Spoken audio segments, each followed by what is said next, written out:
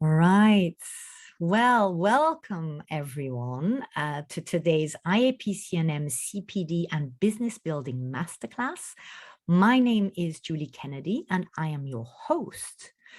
So today we welcome Dr. Sanjeevy Khanna, one of the most prominent names in the Indian corporate world for over 3 decades, having led business operations in so many prestigious companies, I can't mention them all, but who is also an avid learner with many accreditations as coach and thought leader.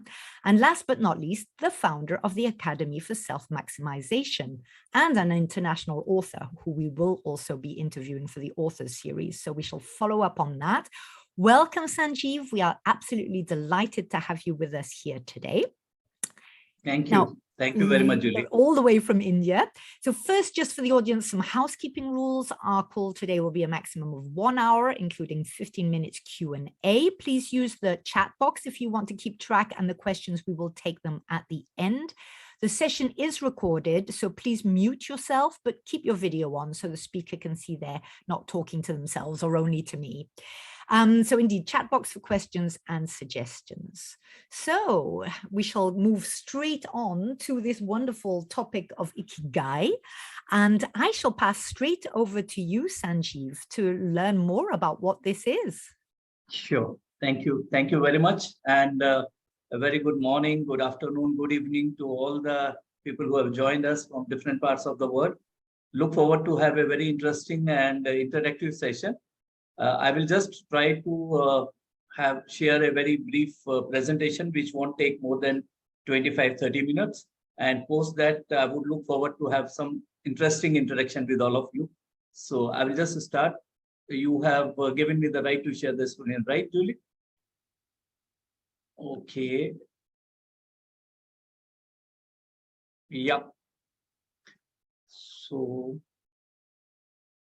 yeah, this is my master program on Ikigai, which I'm going to share with you.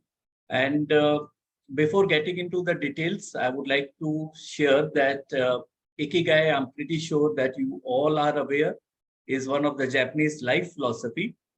And I have written a book also on Ikigai with the name Ikigai is a life philosophy. It's not a framework. Because many people globally get confused that this is a framework, that is the Venn diagram, which I will be covering. Venn diagram is a very interesting way of expressing Ikigai, but it is not Ikigai in itself complete. So there is much more to it. There is a complete lifestyle correction. There is a complete life philosophy behind it.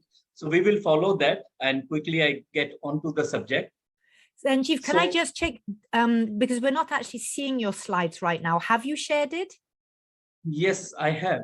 Right, well, we're not seeing them right now. No, we could before. Let me just check that nothing changed when I went. Yes, it's coming. It's coming. There we are. All good. Now? Yeah, perfect. Thank you. Okay. So you are able to see the screen now? Yes. Great. So basically, the mystery of human existence, as we all know, lies not in just staying alive, but in finding something to live for, the purpose of life. And that's what Ikigai means. Iki, the purpose, the guide, the life. So it is the purpose of life. That is what is called the Ikigai. And what is Ikigai? That if we have to understand, Ikigai can be defined as a sense of being alive now, an individual's consciousness as a motion, as a motive to live. When we get up in the morning, what is that reason which makes us live and feel excited about the day ahead? And that is what ultimately defines our Ikigai. So the concept of Ikigai embodies the concept of happiness in living a purposeful life. Organizations like United Nations emphasize that happiness is something that the community should aim for. I hope most of us are aware that today depression is one of the world's largest killer. More than any road accident or diabetes, people are dying of depression. And another fact is that there are over 75% people who either are not aware of their purpose of life, or they are not able to lead a purposeful life. Now, either way, if they are not aware of their purpose, or if they are not able to lead a purposeful life, somewhere that is what finally leads them towards the depression, and that causes all kind of health problem, mental problem, emotional problem, and that is what we want to avoid. And that is where I had found my Ikigai in Ikigai, that is the purpose of my life, that I should enable as many people as possible globally to find their purpose of life so that they lead a more happier and contented life. So this, as I explained, Ikigai means the purpose of life. I will run through a little fast so that we can cover most of it, but at the same time, I will see to it that, it is not rushed and it is understood properly. So this part I have explained, so I will move on. This video I will not share because this is in Hindi, our local language, so it may not be very relevant for some of you. Now, this is what is the one slide I would like you to spend some time on it to understand it clearly, because this is what will make the base for the rest of the presentation. The pursuit of satisfaction and not happiness makes us truly happy. Merely targeting happiness for self can be defeating and cannot make us content in the long run. So whatever we do in life, there has to be a larger cause, there has to be a larger purpose, where we add value to others' life, to the lives of people around us. And that when we do that, we realize that that is where the true happiness lies. When we try to snatch it, get it, there we don't find the happiness. Happiness is in giving, not in just getting. The constant determination to be or feel happy can be discouraging. Consequently, happiness will become an unattainable goal. So when you are running after that, it eludes. When you actually start not chasing it, but understanding it, and start doing something for the larger cause to add value to the lives of people around you, you will find that your happiness, your Ikigai lies there. The pursuit of other goals that lead to well-being or a life that is worthwhile can ultimately lead us to happiness. This is what Ikigai focuses on. Each individual has their own Ikigai as a focus on particular domain on their life, which may not be grand. So every time a success, an achievement is not the only thing which gives you happiness. At times, doing some small things, taking some small steps to make someone else's life happier, purposeful, I think that gives us much more creative satisfaction, much more emotional satisfaction and happiness. So unlike the term purpose in life in English, Ikigai in Japanese may be related to monumental or extraordinary large goals or projects. Such goals can be in your mundane life also. I would spend some time here in the understanding the Venn diagram, because that's how most of the people in the Western world as well as globally also understand. Now, Venn diagram was designed, developed by an astrologer, which very beautifully explains Ikigai, but this is just one way of looking at it. It is not the complete life philosophy in itself. So the Venn diagram basically, as we can see, has 4 dimensions to it: what you love, what you are good at, what the world needs, and what you can be paid for. These are the 4 points. This is how it looks like. And there is an intersection of these 4 points: what you love, what the world needs, what you can be paid for, and what you are good at. Now, the cross section of what you love and what you are good at is your passion. The intersection of what you love and what the world needs is your mission. So that's how these 4 intersections, passion, mission, vocation, and profession, leads to your Ikigai. That is how the Venn diagram defines it. But to be honest, this is a very effective presentation, but this is not a sweet spot as in the Japanese philosophy. It's not the way it is explained here. So what are the things you have an inherent talent for? Look it within yourself, ask question like, what I do best and what makes the best of my skill. You must explore feedback, the most critical aspect of finding the thing you are best at. Feedback helps you attain better awareness of things. Perform the assessment take tests in guidance of a life coach. So there are ways and means to identify your Ikigai, what your natural innate talents are, because we believe that everyone in the world, the universe has given some very unique qualities to each individual. We need to identify it. For example, say someone who is a very good actor, if he or she gets into sports, one may not be that successful, or someone who is very successful in a sport, he or she gets into acting, they may not be very successful. So you need to understand where your core competency, where your natural skill set lies, and then start building on your strengths, start working on your areas of improvement, and that is what makes your life much more enriched and successful. What is the thing you love doing the most? Dwell over the past, because when we were young, most of us or many of us would have loved singing songs, running around, playing games. But over the years, we get struck so much in earning our bread and butter, and we get struck so much in making a living that we forget to live. That is something very important for us to understand, that while making a living, we should not stop living. What is the current demand of the world? Now, in the Western world and in the Japanese philosophy, there are different interpretations of it, which I will cover in the subsequent slide. But here, basically, the demand of the world is something that, for example, post-pandemic, we are all seeing that so many people have lost their jobs, so many people have lost their bread earners, so many people have been, missing their own family members. Now, when all that depression comes around, then what, in such a scenario, what is needed is that we should have someone to hear us out, help us out, and we should be able to get some sort of opportunities where we can restart our lives in a positive and constructive manner. What can help you earn money? Because as it is said that, unless and until your stomach is filled, unless you have your stomach full, you will not be able to concentrate on anything else. So that is something where we need to be very, very careful that whatever we are doing, it also has a commercial proposition to it, but that is not the end objective. That is one of the byproducts. So here, whatever we discussed so far, I will just like to tell that the term Ikigai is about the origin of values in one's life. Besides, it's related to things that add meaning to an individual's life. Ikigai is more than just a sweet spot, as it was interpreted in the Venn diagram of purpose, which I shared with you.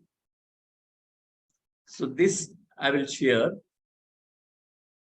Are you able to see and hear? Julie, if you could tell me. Julie, are you able to hear? And we can see, but not hear. Sorry. You're not able to hear this? No. Let me play again. No.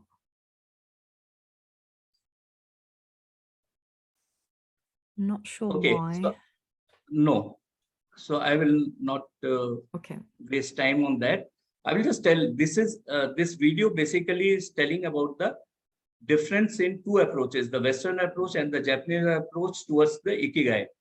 So on each of those 4 parameters, now when we look at what things do I love, the Western approach and the Japanese approach, this is some very important slide. I would like you all to focus on it. What things do I love? Now the Western approach is, the approach says that one's Ikigai will be something they like and enjoy. It is something that adds a smile to our faces and further gives a spark of joy. These could be your hobbies and other activities you enjoy doing. You can perceive them to be things that make you feel truly yourself. So whatever you enjoy doing, whatever comes naturally to you, whatever gives you a smile, a reason to smile, that as per the Western belief, that is what is the meaning of what things do I love.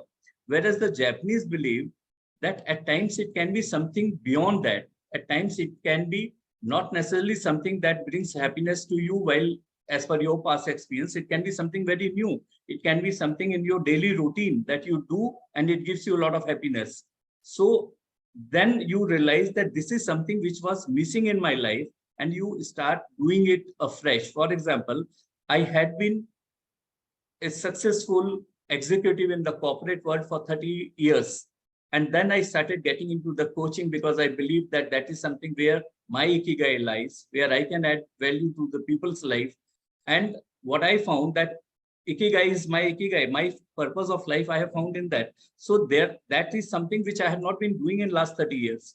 But that is something which I am enjoying most today. So Ikigai is not a constant thing. It is dynamic and it keeps changing and evolving. So we need to keep realigning ourselves, our lives with our Ikigai. The same way, what things I'm good at. So the Western belief is an individual's Ikigai is something in which they love inherent and they have inherent talent.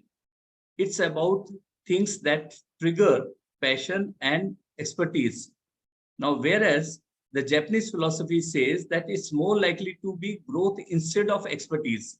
So at times, as I gave one example of my own self, it is growth within. And that can be something which you were not good at maybe 10 years back, 20 years back, 30 years back. But today, that is something which you enjoy doing most and you are quite good at it. When you start doing it, you realize that you had never done it earlier. But this is something which can bring a very different aspect of you and can probably add a lot of value to your own self as well as to the world. Then what things will get me earning? Now, in the Western interpretation, it is related to the monetary gain, that what exactly we are going to get from the world. Whereas as per the Japanese belief system, as per the Japanese value system, it is something which is enriching your personal life. It is enriching you as an individual. And that is what is the most important aspect of it. So while you have to have, so the Japanese philosophy believes that this is the financial earning is a byproduct. It's not the thing. It's not your driver. And it's not the end destination. What things does the world need? Now, as I explained, I gave one example of this pandemic period. The same way we need to understand that what world needs is also something very dynamic. It keeps changing and we have to keep evolving as per that changing requirements of the world to keep aligned and keep adding value. So Ikigai and mindfulness, because it's quite related subjects and there are most of us in the coaching world who are very familiar and comfortable with the term mindfulness. So for them, it becomes that much easy to relate with Ikigai and understand the value of Ikigai. And basically, it only enhances their deliverables. Now, as per the mindfulness definition, it is focusing on what's happening right now. The origin of mindfulness comes from Buddhism. So mindfulness is the practice of living a meaningful life with reasonable cause and direction. It encompasses a good sense of living and living a contented life. Now, the difference between Ikigai and mindfulness, it's very, very thin line, which we need to understand, that Ikigai is a tool to replenish your life, while mindfulness is the fuel for it. So, however, practicing mindfulness can also be an Ikigai of your life. So this is what you need to understand and you need to do introspection. And if it is so, then you are already on the track of finding your Ikigai and then enabling others to find their Ikigai. Types of mindfulness and what are the internal and external factors. As the name suggests, you focus on your insight with it. When you practice internal mindfulness, you emphasize your current internal circumstances. First, you patiently clear the clutter of your mind and plant thoughts inside it. Then you deviate your mind towards the thoughts that you want to think. That is called the mindfulness, that whatever is going on inside you, there is a lot of clutter. At any age and stage of our lives and careers, we will find that there is a lot of clutter inside as so. Basically, internal clutter we need to clear, bring the thought, positive thoughts that actually add value to us. which brings happiness to us, which brings contentment to us. And then we do the same external in the external world as well. Externally also in our life, watching the sunlight, focusing on the room decor. It has to be a world which gives you the satisfaction and the happiness which you need, the peace that you need. If you are not able to get it, you will not be able to give. Because if you are happy, you will be able to give happiness. If you are sad, you will be able to give sadness. So we first need to ensure that internally and externally, we are having a very, very clear and relaxed and comfortable environment internally and externally. How to find your inner Ikigai? Begin with a small investment. Getting out of your way. Getting out of your way means getting out, because basically there is no other bottleneck as long as we don't become our own bottleneck. It's called the law of manifestation also, as most of you would be knowing. We need to first start believing in the positivity of the world, positivity of the universe, positivity that we have within us, and that starts manifesting. And that's what our mental blocks we have to get over. So that's what I mean by getting out of your way. A sustainable and harmonious world we need to create is the little thing that makes us happy, existing in the present moment. So people either worry too much for the future, or they keep missing what has gone by in their lives, and regretting about the past or being anxious about the future does not take us anywhere. So we must live in today, at the moment. What are the health benefits of Ikigai? Ikigai is, because as I said, it's a life philosophy. So it's not something, just the Venn diagram, what it explains is beyond that. And when you go beyond that, it gives you the complete fulfillment in the life. So there are health benefits, like minimize the risk of heart diseases, or because actually any anxiety, any depression, lower rate of mortality, long, healthy and happy life, improved physical and mental well-being. These are, so now that is explained in this picture. A place called Okinawa practices Ikigai, and that has the maximum number of people who are living an average age of 100 years. So there are people who are beyond 100, and there are people who are around that. Now that is happening because they are living a life with the purpose, and that is giving this as the side effects or the byproducts. So these are the advantages which you get when you follow and you are able to bring that Ikigai and realize the purpose of life for yourself and for others. Ikigai and longevity, as I just explained, that the people are living a life of 100 years and more, and that too in a very healthy environment. So how does it happen? In the subsequent slide, I will just cover that. How does it happen? On one hand, people are dying of depression, heart attacks, suicides. There is so much of negativity. On the other hand, there is, in this world only, there is a way of living which gives you a long life, a healthy life, a happier life. So how do we do that? According to inscriptions in this village, Okinawa, you are merely a youth at 80-year-old. You might consider going to heaven once you are 100 if your ancestors invite you at 90. Now, what is the unique characteristics? How you lead that life of Ikigai? Regular low-intensity exercise is a habit, and they eat until they feel 80% full. Now, when we talk of these 4 points which are mentioned here, one of the 5 blue zones of longevity belong to one or more Moai. Moai is again a Japanese word. I will talk about it in the subsequent slide. Diet high in vegetable and antioxidants. Eat less sugar and small portions. The term Moai is used in Japanese to refer to an everlasting group of friends. In addition, it refers to a group of people with common interests, whether those are social, financial, health, physically or spiritually or emotionally. So when you live with the like-minded people, there is an energy exchange which happens between the people. No one is draining you of your energy. No one is draining you of your positivity. So you need to be among the people who are like-minded, where there is a positive belief where there is a positive way of living life, where there is a healthy way of living life, where there is a spiritual awakening. So the moment you are having that kind of environment around you, that itself brings a lot of ikigai of your own out in society. And that positivity is very, very infectious. It reaches to each other. And that is why it is very strongly recommended that we should be living, working in groups, living in the society and in a community where we have the similar interests. Lifestyle changes, dietary habits, concept of retirement, and other habits. Dietary habits. Now, these are a couple of, again, Japanese terminologies.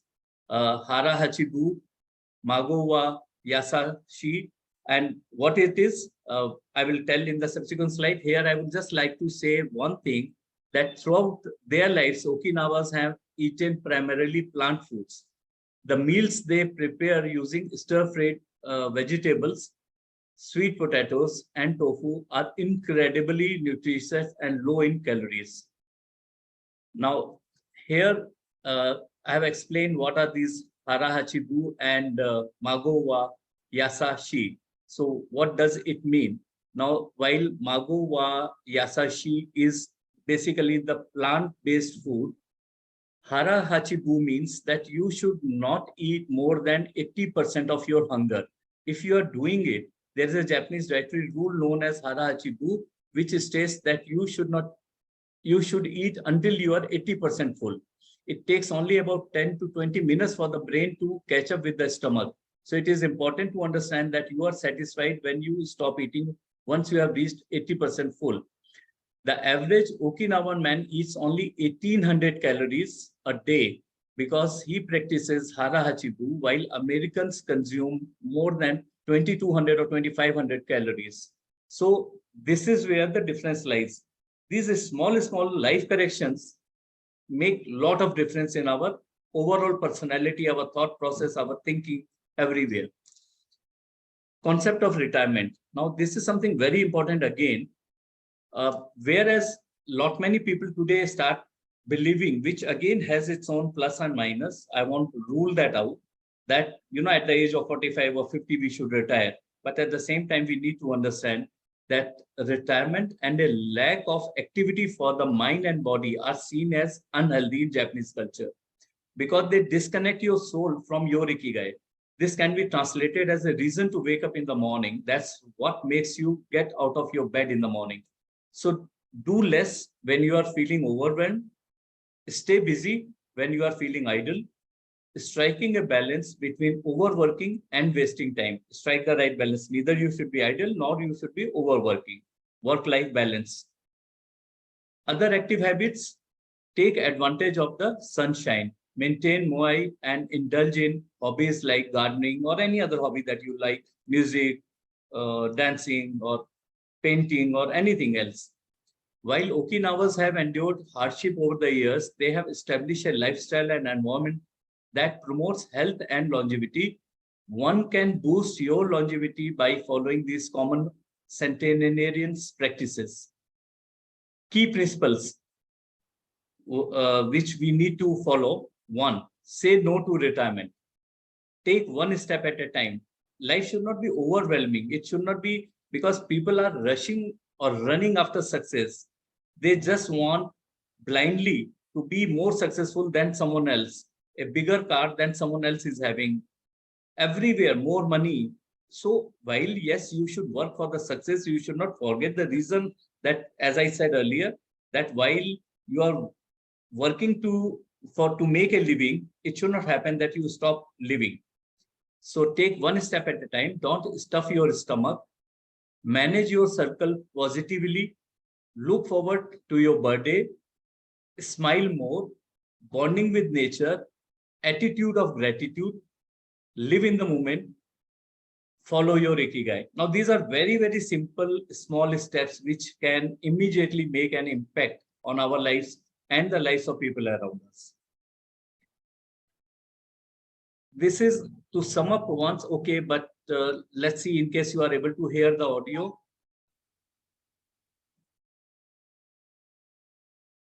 Julie, are you able to get the audio? No, sadly not. Oh, okay. Sorry again. So we will move on this. So what are our key takeaways? The key takeaways, I would say, are four. Find a cause you are passionate about. There has to be a purpose. A purposeless life leads to all the depression, all the mental, emotional problems, all the physical problems. So we need to find a purpose. We need to find what we are passionate about. We need to find our Ikigai and pursue it. Think less and act more. Never to feel retired. Never to think of getting retired. Rather, we might be changing the gears. So instead of doing X thing, we might be doing Y, depending on what our Ikigai is driving towards. Get in touch with people who share similar interests. As I said, we should be believing in the community living. The loneliness and the life of being alone can be very, very injurious to our health. So we should be thinking positively, working with the community, and we should be working for the community. That gives us a lot of purpose, lot of passion, and lot of satisfaction, and lot of happiness. And it gives the purpose of life.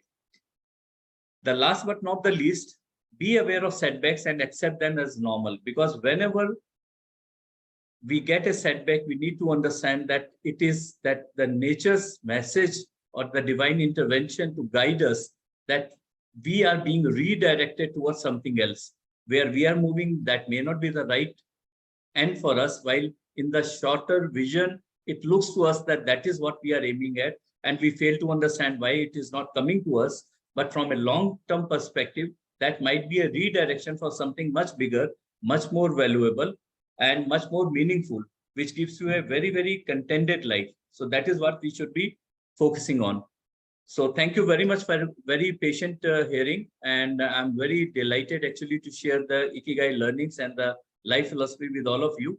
And over to you, Julie. I have taken 35 minutes, so I think well done. Well done. And you covered certainly a lot of ground in those 35 minutes. I'm getting cramps in my hand from having scribbled wildly away. I mean, I thought it was both fascinating and very human and very holistic. I mean, you covered really everything, from our work and our minds to our bodies to our, mindfulness, etc. I found it extremely clarifying and very inspiring. And with a beautiful word like Ikigai, it makes us want to jump in there ourselves. Now, I would like to open the floor for questions. Does anybody have questions? Feel free to, I mean, we'd said put them in the chat, but to be honest, you can just unmute and ask them directly if that's okay with you. Let's make the most of having Sanjeev here to ask whatever questions we have. I mean, maybe I'll start then with one of my own, is what would you say are the main obstacles to us doing this? Okay. You are asking what are the main obstacles in doing it? Yeah. I think, as I said somewhere in my presentation, our mindset. Right. Basically, nothing else stops us in doing anything that we want to do in life.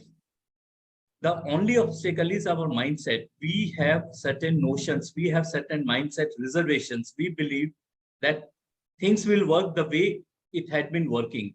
Now, there is someone I read said very brilliantly that successful people don't do different things. They do things differently. Mm-hmm. They don't do different things. They do things differently. And that is what we need to understand, that you can't expect a different result by doing the same thing time and again. So you need to be very open. You need to believe in attitude of gratitude. You need to believe in law of manifestation. You need to believe that the world is a good place. I don't know how many of you are aware, University of Canada had done one very brilliant research, and that was done globally in different countries, developing and underdeveloped countries. And in that research, they had asked that if we keep $100 in a wallet and keep it unattended somewhere, what will happen? Will we get it back? And over 80% people had said no. 80% people had said, if you leave a wallet with $100 unattended, the global perspective or understanding was that you won't get it back. But surprisingly, when they did this physically, this act, what they found that almost 73% wallets were given back. That means the world is much better than we believe it to be. It is our apprehensions, it's our reservations, it's our negativity, it is our doubts. So when we are doubting someone else, it is not someone else. We are doubting our own judgment. We don't trust our own self. And that is where the challenge comes. So I would say the biggest hindrance for any change in life is our mindset. The moment we are able to break that mindset, we are able to change that mindset, the whole world is afresh, newly open to us, and we can just make best of it. Good point, Sanjeev. I totally get it. And I guess it is very much the sort of the, the world is out there to get us and we have to fight, to get our world. I mean, it's the whole thing about a world of scarcity compared to a world of abundance. And, if I don't get there first, the other person's going to take it, etc. So that does make sense. And it's interesting to see those different approaches, as you said, sort of the Western and the Japanese, and to see, where that comes from. So does anybody have a question for Sanjeev about Ikigai, about how, how we can put it into practice, how we can help our clients, knowing that we're all coaches here and looking for additional tools in our coach boxes? Anybody have anything specific that they would like to ask Sanjeev? And maybe I will ask you then while we're waiting for, oh no, so Shari, yes, go ahead. Yeah, I thought, how could you apply that science to a client that is just stuck and can't see a way out, regardless of how you try to remodel it for them? Sorry, could how you could you use again? This as a tool? I think could you please come again? Yeah. Shall I repeat you for have you? a client. Okay, go ahead. And they are stuck in a problem. How would you apply the philosophy of Ikigai for them to help them move forward? Okay.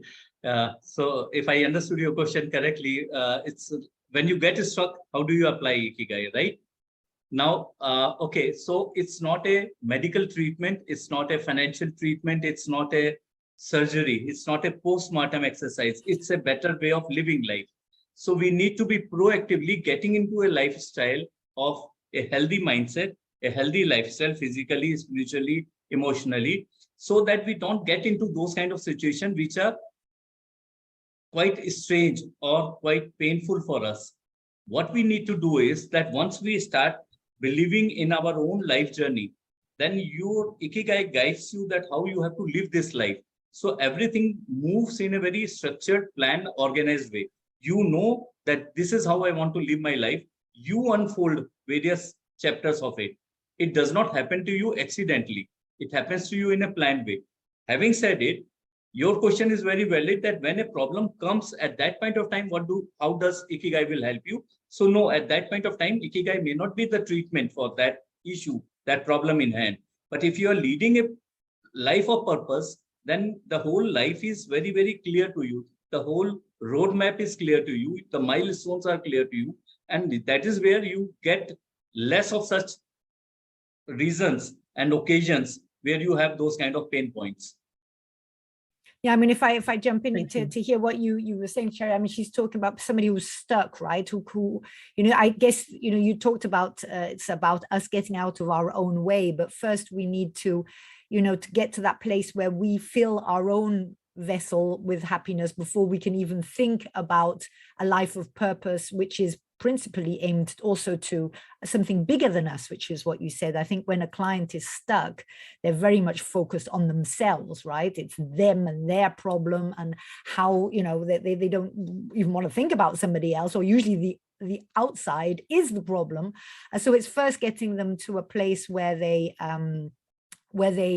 find something good, right? Find something positive to hold on to, where you can start developing that attitude, like you said, of gratitude, of abundance, that then it can become even almost in a playful way, well, what do you like doing, visiting in the past the things that made them happy and gave them energy, in order to recognize where their Ikigai may lie, right? Yep. Yeah. Actually, Julie, just to add on, you have very brilliantly summed it up. I would just like to add one more point to it, that there is a very important point in the Ikigai philosophy, that is of the community living. So what happens when we get into a problem, it's not that those people are not confronted with the problems or the issues, whether it is health issue or financial issue or physical issue. Whenever they have, there is a whole community of the like-minded people who is there to support you. And that's how they sail through.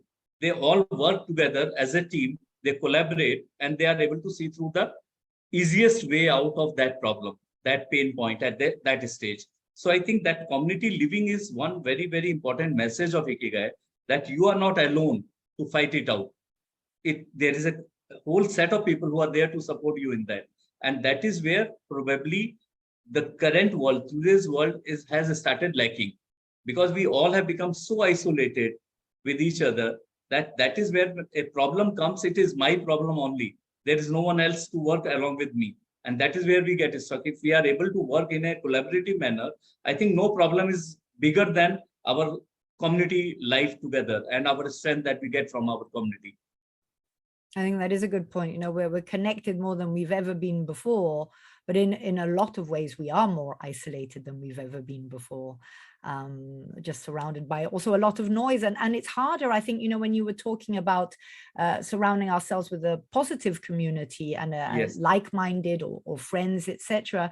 There is, because we're bombarded day and night with everything, you know, whether it's news, whether it's messages, etc. It's harder and harder, I find, to put all the negative stuff away. I mean, basically, you know, nowadays watching the news, I mean, the only good thing is the birth of a panda in a zoo. I mean, if that's supposed to be the best news there is, you know, this is a sorry state of the world.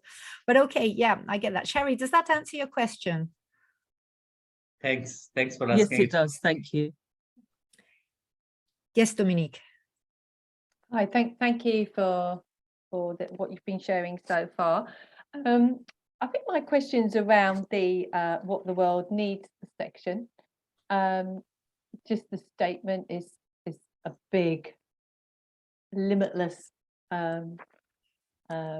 phrase, and I think what you were suggesting with the Japanese style is about all the small things around you, and the difference you can make in that sense. Working with clients, though, is there a great way of putting that to them? Because that's quite a mind-blowing space that you might not feel you've got the capabilities to serve. Dominic, I missed you in between somewhere for a minute. So could either you could repeat it, or maybe Julie can just tell me, because I missed you in between somewhere because some network issue, I think. Dominique, what you're saying is the fact that sometimes it's hard how to help a client then actually see value in what they can do, you know, under the heading of, you know, what we can do to serve the world, you know, to the world's needs. Dominique, correct me if I get it wrong. I'm hearing you say, you know, for lots of clients, they feel that they're maybe worthless or, you know, have no capacity to actually do anything. Or that the things in the world that need our help seem so vast. So how do you scale it back? Okay, so basically, Dominic, thanks for your question. It's an interesting one, because basically what happens when we talk about Ikigai, that's a philosophy. Now, how do you relate it to different challenges of life? So we have different coaching programs. We have different sessions planned for different audience. For example, it is relating to the career selection and career decisions for the students and the younger community. We have different programs made for the corporate world, for the team building and leadership.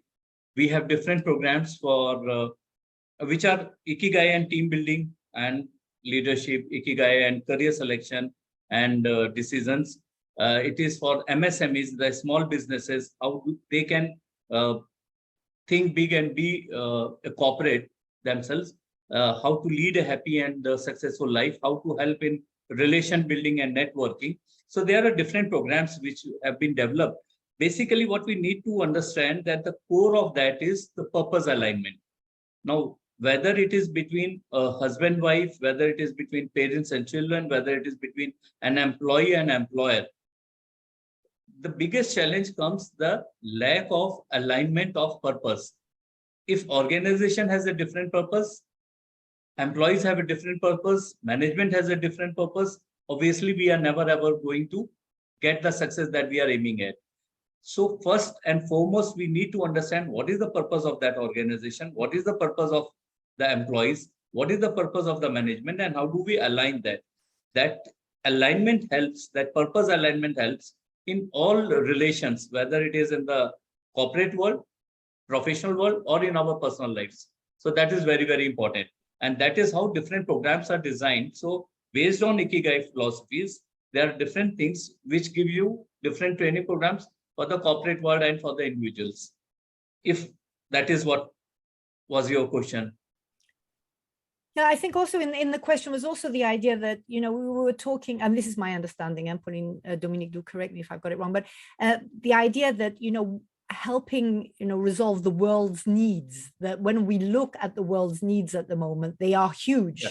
And that we then ask ourselves, well, how is little me going to solve, let's say, the war in Ukraine or climate change or, all the negatives around us. We do have some very big, society problems nowadays, world problems. True. And that how do we help our clients and even maybe ourselves understand that that it starts with the little things. That's what you were mentioning, and I think Dominique mentioned as well. You start with the little things around you. How can I be a positive a positive influence in my little neighborhood, in my little family, and with the idea of the snowball effect. I think, was that part of your question, Dominique? Yes. If not, it's mine. Okay.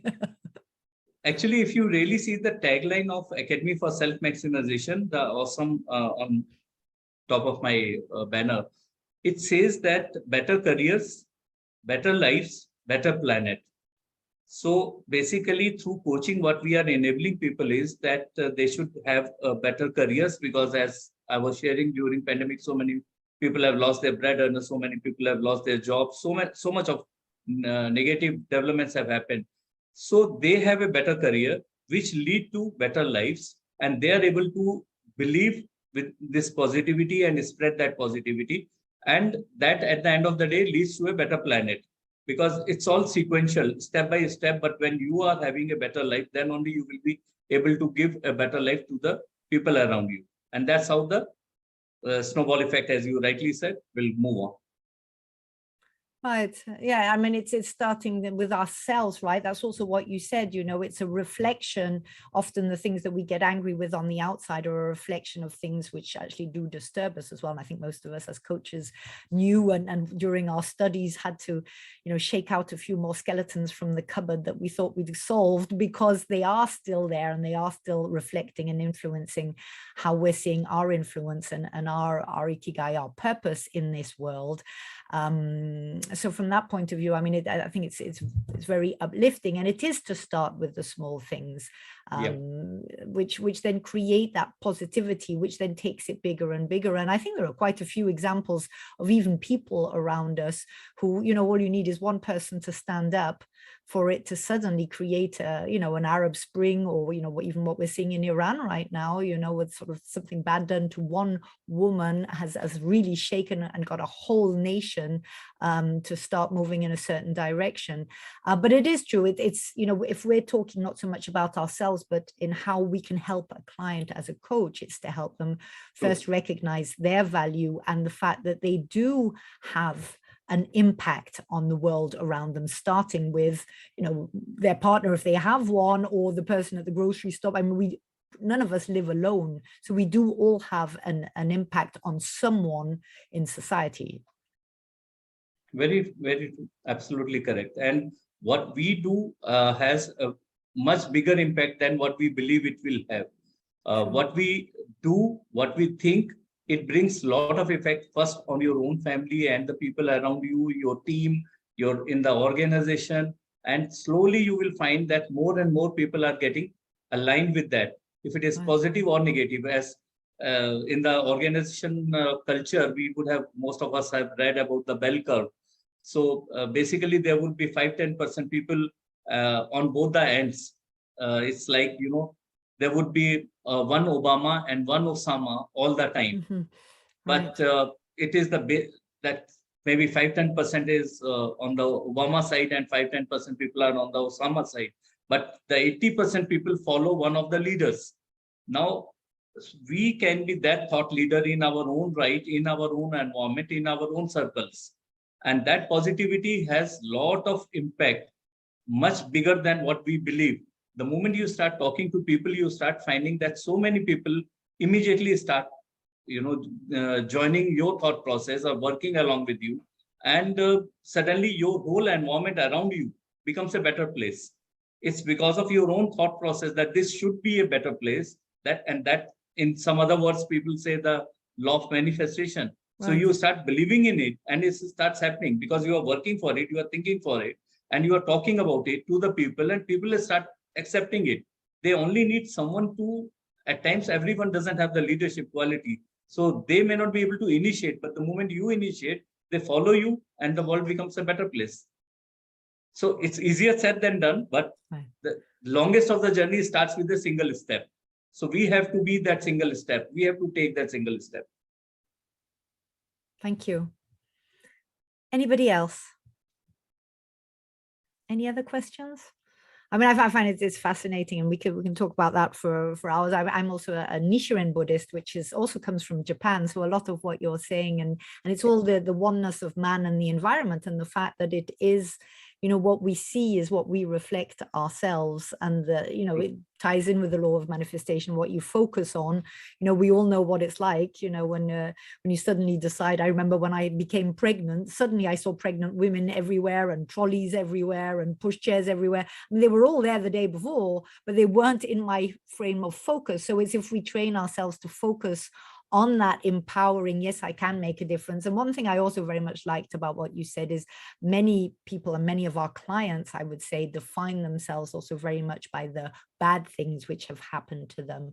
And it's to start with helping them get out of that sort of victim mentality. And, you said to change obstacles into, I can't remember how you worded. I mean, I know we say to change poison into medicine in my Buddhism thing, but it's to take those challenges and those obstacles, and instead of letting them fuel the poor me and why me and not again me, that we say thank you for that, because through this I'm going to grow, knowing that we do grow from our mistakes and not from our successes. Our successes are just great.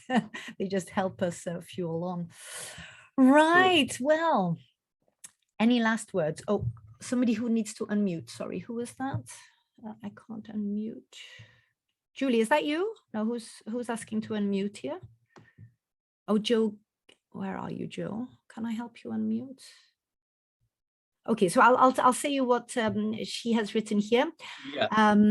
Oh, that's what she's saying. She can't physically. Others have asked what I wanted to ask. Lots to think about, and how I can help clients think about finding their purpose in Ikigai. So I think that's just a thank you that she was saying to you here.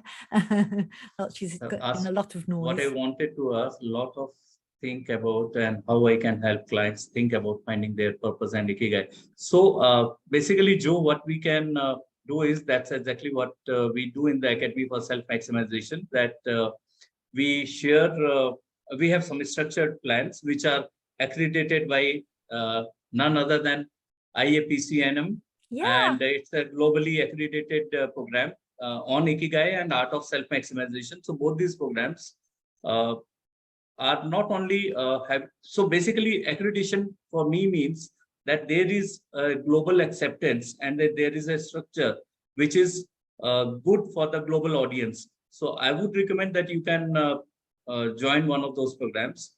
And it's self-paced programs which are usually completed in about 8 to 12 weeks time. And every Sunday we have a 3-hour session, so we can plan that out. Even the individual sessions are possible.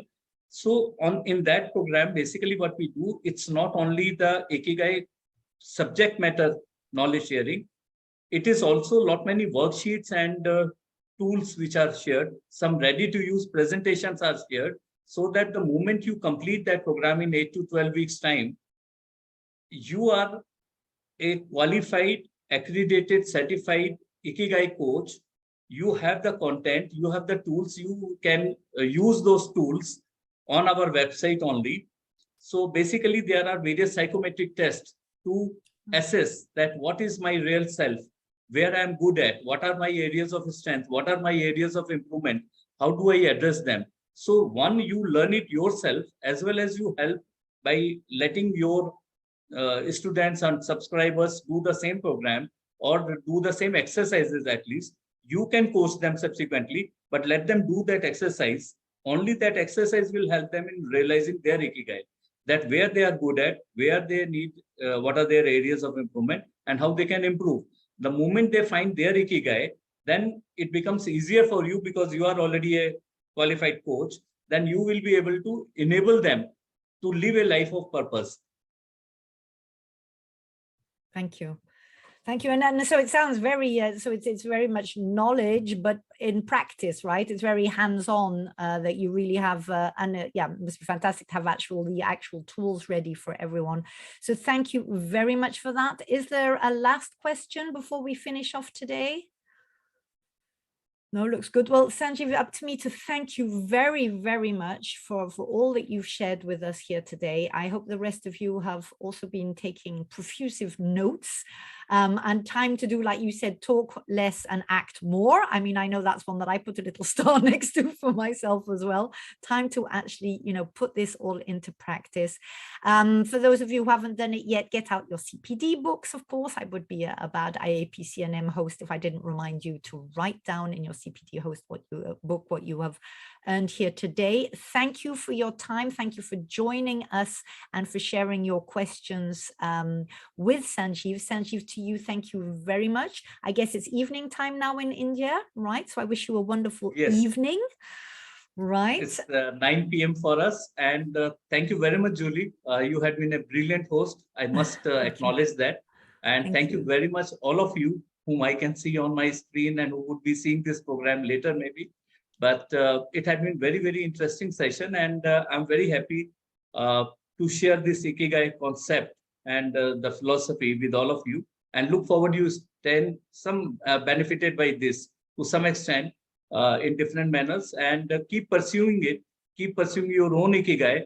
And there is a very good saying I would like to end this session with, that you are born twice, once physically and second time when you realize the purpose for what you were born. So, it's very important for us to realize about the very purpose for which we are born. And the moment we realize our whole manifestation of my unique individuality is unlimited. So let's encash that and add our bit of value to the world and to the people around us. Thank you very much. God bless you all. Stay blessed. Thank you. Now, after such wise words, there's nothing that I have to say apart from let's go out there and do it. Good evening, all of you, or goodbye, wherever you are. And thank you very, very much. Thank you very much. Good night. God bless. Bye-bye.